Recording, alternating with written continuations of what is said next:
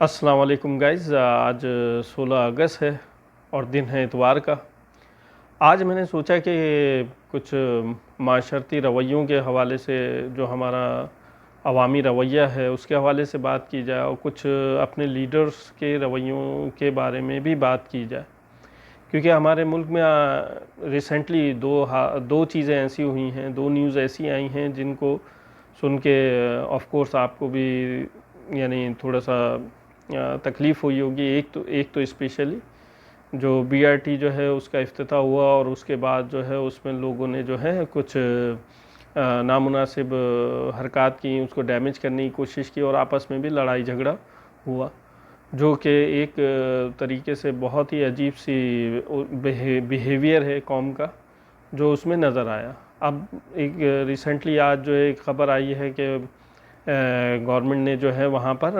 Police को allocate कर दिया है ताकि वो कंट्रोल कर सकें।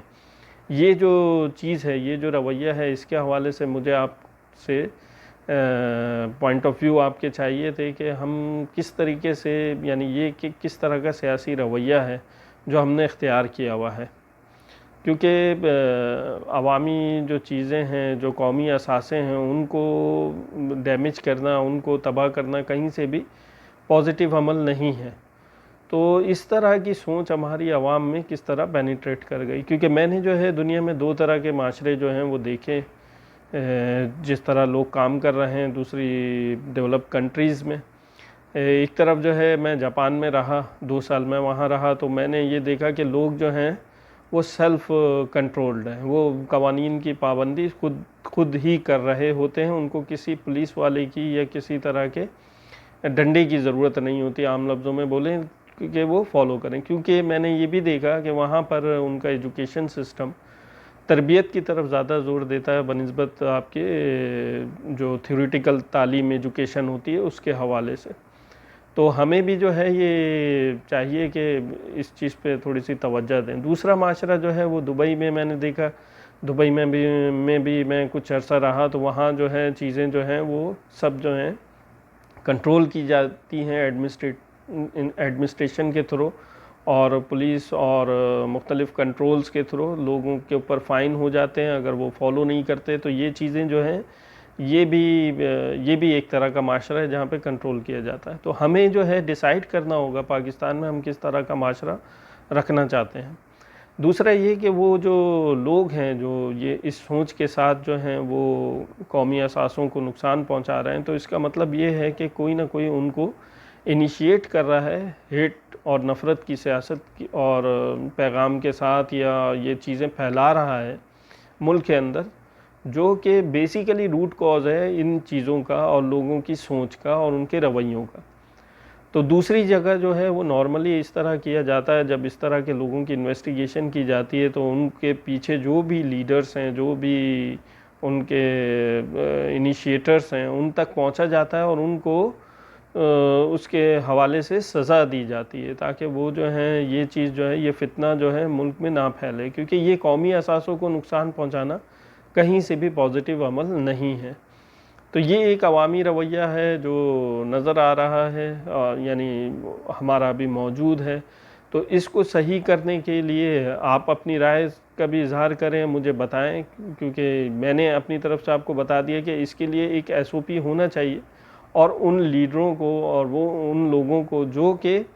ये जो नॉर्मल जो पब्लिक की जो फेवर के जो काम होते हैं उनके अगेंस्ट तक लोगों को खड़ा कर देते हैं और वो लोग जो हैं उनको भी नुकसान पहुंचाने लगते हैं, जो कि उनके अपने फ़ायदे, आवाम के अपने फ़ायदे के लिए, क्योंकि ये लोग आवाम से होते हैं, आवाम के अपना फ़ायदा है, लेकिन वो लीडर जो है उसकी सोच की आपको पस्ती का पता चलता है, तो उसको पकड़ना बहुत ज़रूरी होता है, क्योंकि वो जो है ये चीज़ों को माशरे में फैलाता रहेगा। दूसरी खबर जो आई है वो आई है आज कराची में पीपल्स पार्टी, एमक्यूएम और पीटीआई जो हैं वो तमाम जमातों का इजलास हुआ है और इसमें जो है आर्मी की एक शख्सियत जो है, बड़ी शख्सियत, उन्होंने उसको यानी इसमें डिस्कशन की है और उनसे बात हुई है। फिर उसके बाद जो है इन सारी पार्टियों ने, इन तमाम लोगों ने ये डिसाइड किया है कि कराची में जो है अब हमें मिलजुल के काम करना है और अवामी फ़ायदों के लिए काम करना है। तो ये चीज़ें बड़ी एक ये ख़बर जब आई तो यानी इस ख़बर को मीडिया में इस तरह का कहा गया कि ये बड़ी खुश आइंद ख़बर है। लेकिन अगर आप बैरूनी दुनिया से यानी दूसरी कंट्रीज़ के हवाले से देखें तो ये बड़ी एक अजीब सी ख़बर है, क्योंकि इसमें जो है ये जो रवैया है लीडरों का वो नज़र आ रहा है कि ये कैसे लीडर हैं कि उनको ये तक समझाने के लिए कि आवाम के जो फ़ायदे के जो काम हैं उसके लिए आपको फ़ौज की, आर्मी की ज़रूरत पड़ रही है, और वो आके उनको समझा रहे हैं तो वो फिर इसके ऊपर काम करने के लिए एग्री हो रहे हैं। तो ये किस तरह के लीडर हैं, ये किस तरह के यानी हमारे ऊपर जो है मुसल्लत हो गए हैं इस तरह के लीडर, ये जो हैं ये कब हम एज ए अवाम, अगर आम आदमी के हवाले से हम देखें तो कब हमें इन लीडरों से, जिनको ये तक नहीं पता कि आवाम के फ़ायदों के काम जो हैं वो किसी भी पार्टी में हो, आप अपोजिशन में हो या हुकूमत में हो, आपने करने होते हैं जो बेसिक रिक्वायरमेंट्स है। हाँ, अपोजिशन जो होती है दुनिया भर में जो होती है वो पॉलिसीज़ पे होती है कि आपकी पॉलिसी सही नहीं है, जो आवाम को नुकसान हो सकता है। लेकिन ये जो नॉर्मल जो पानी की सप्लाई है या गटर लाइन की सफाई है या इलेक्ट्रिसिटी देना है, ये सब तो यानी एक नॉर्मल जो एक आम आदमी है उस वो भी अगर आप उसको इन पोजीशंस पे पहुंचा दें तो वो यही सोच के जो है कि ये तो लोगों की ज़रूरियात है, ये तो देनी होती है। तो इनको ये तक समझाना पड़ रहा है कि भाई ये चीज़ें जो हैं आप मिल के बैठें और इनको करें। तो ये बड़ी अजीब यानी रवैया है लीडरों के हवाले से भी अगर आप देखें तो इनको जो है इसके हवाले से भी ये सवाल है जो मैं आपसे पूछना चाहता हूँ कि कब तक हम इस तरह के लीडरों को फॉलो करते रहेंगे। पहले भी मैंने क्लिप्स में आपको बताया है कि दूसरे मुल्कों में लोग जो हैं वो किसी भी मखसूस पार्टी का आम आदमी जो है हिस्सा नहीं होता। वो जब इलेक्शन का दौर आता है तो वो डिसाइड करता है, उनका मैनिफेस्टो देखता है, उनका जो भी ऑब्जेक्टिव्स होते हैं पार्टीज़ के वो पढ़ता है, फिर उसके बाद जाके वोट देता है। वो ज़िंदगी भर जो है वो किसी एक पार्टी को फॉलो नहीं करता, ताकि जो है यानी जो बेहतर लोग हैं उनको जो है वो आते रहें। क्योंकि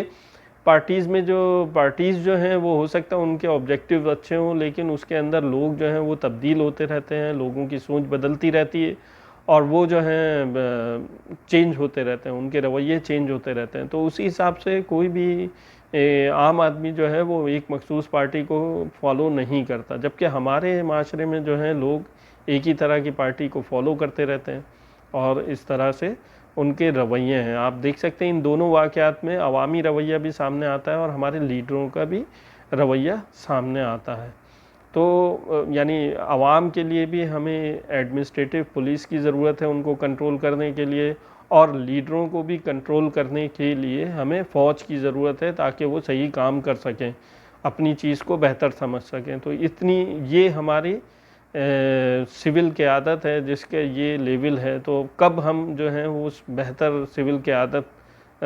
को पा सकेंगे जो कि एक्चुअल में मुल्क की तरक्की के लिए काम करेगी,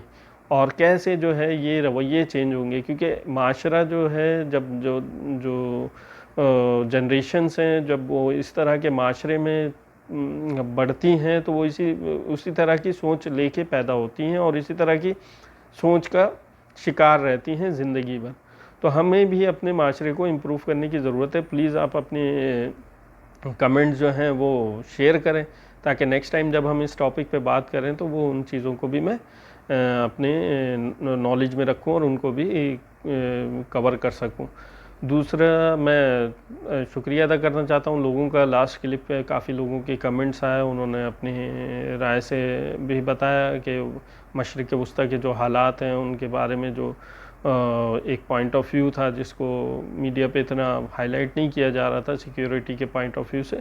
तो उसके हवाले से भी लोगों ने उसको अप्रिशिएट किया। Thank you very much.